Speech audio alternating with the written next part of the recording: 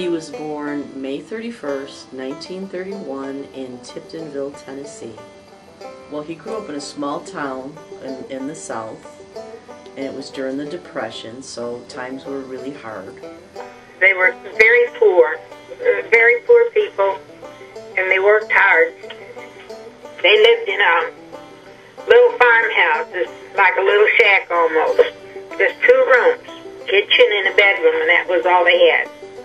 What they would do is they'd raise hogs, and they would kill them and cut them up and salt them and smoke them.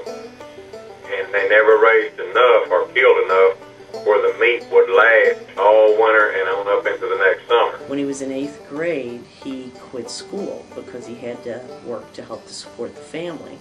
In order to help the family to have enough money to live on, they would hire him out to another farmer, and they would work him, and all the money that Morris made would go back to his mother and father to help pay bills.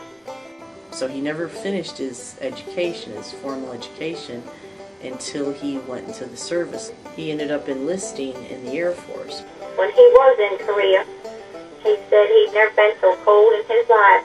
Said that where they sent him was close to the front lines there. And he went into food service, and he said when he got over there, he thought he'd had plenty to eat when he got into food service. He said when he got over there that there was just a tent and a dirt floor, and all they had to eat was Spam. He'd tell the funny stories about when he was in service. He didn't tell too many about the bad things that they saw, but he'd tell a funny thing. He come to a point where he ran the entire chow hall. They fed like thousands of men, 3 meals a day. And when he was discharged at the end of his tour, he was a staff sergeant.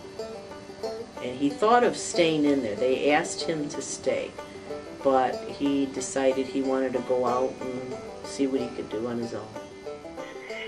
We put all the kids in the car, and he'd go out on a Saturday and Sunday, and we'd drive around to these different suburbs, and he'd be looking for business in his area. I don't remember a lot about the beginning when he started the business because I was just a baby.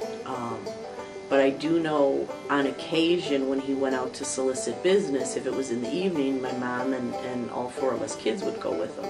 And one time we went to this one place, and the lady sat down at the table and was talking, and of course I was a kid, you don't really know what's going on, but I remember asking later who was that, and it was Al Capone's sister who had started a restaurant, and he was trying to supply her with the meat that she needed, so that was kind of cool.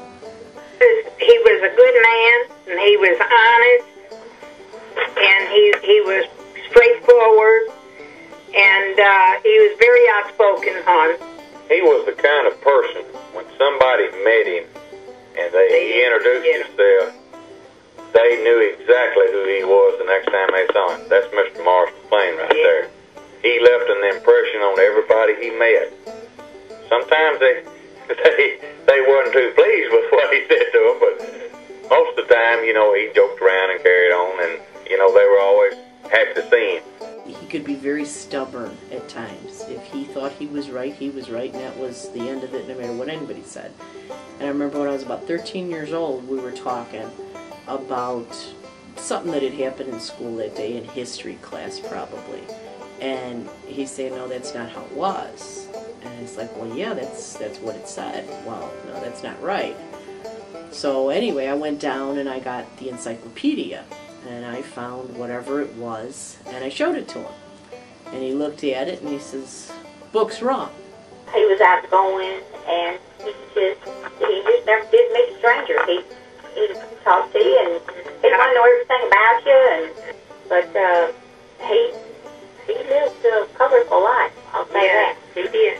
It's easy to say what a person's like, but unless you experience him, unless you see him and hear him and fully experience what he was like, you don't realize that he was one of those larger-than-life people that other people are just naturally drawn to. We miss him.